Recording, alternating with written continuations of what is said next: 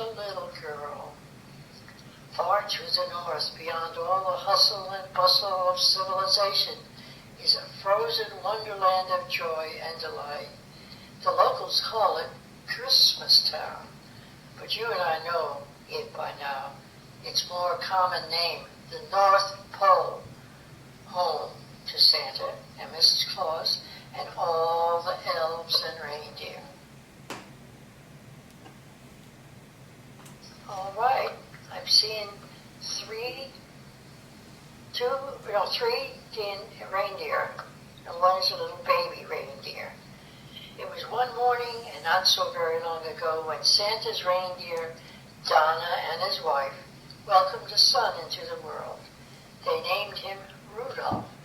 At first, Donna was as proud of his son as any dad could be, but he soon realized that Rudolph was different from all the other reindeer. His nose, instead of being black, glowed a bright red.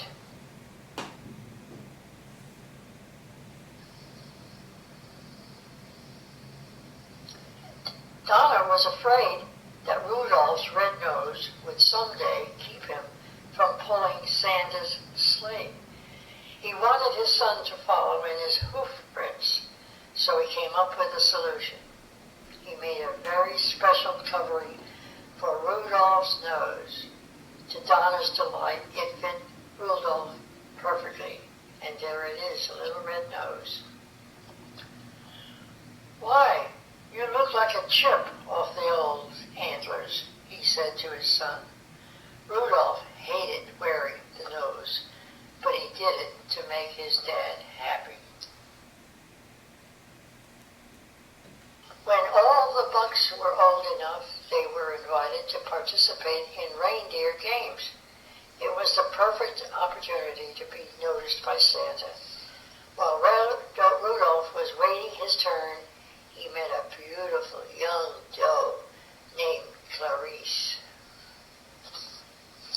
She had soft brown fur and big brown eyes.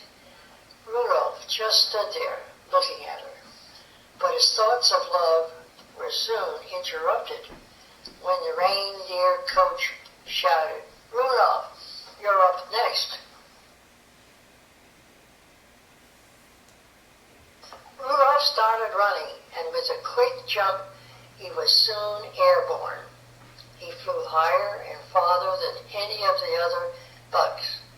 Everyone, including Santa, was amazed at how well he was doing. When he landed, all the other reindeer greeted him.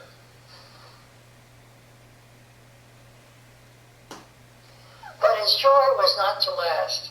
One of the other reindeer accidentally knocked off his fake nose. At first, there was stunned silence, but soon everyone started laughing and calling him names. "Stop calling me names," Rudolph shouted, but it didn't do any good. Rudolph had never felt so hurt and embarrassed in his life. He hung his head, turned around, and walked away. Many months passed until finally it was Christmas Eve. Everyone rushed around preparing for Santa's big sleigh trip. Suddenly, an elf ran up to Santa and handed him an urgent weather report. There was going to be a terrible storm, and Christmas would have to be canceled. Santa gathered everyone in Christmas Town together, and just as he was about to announce the bad news, Rudolph's red nose started glowing.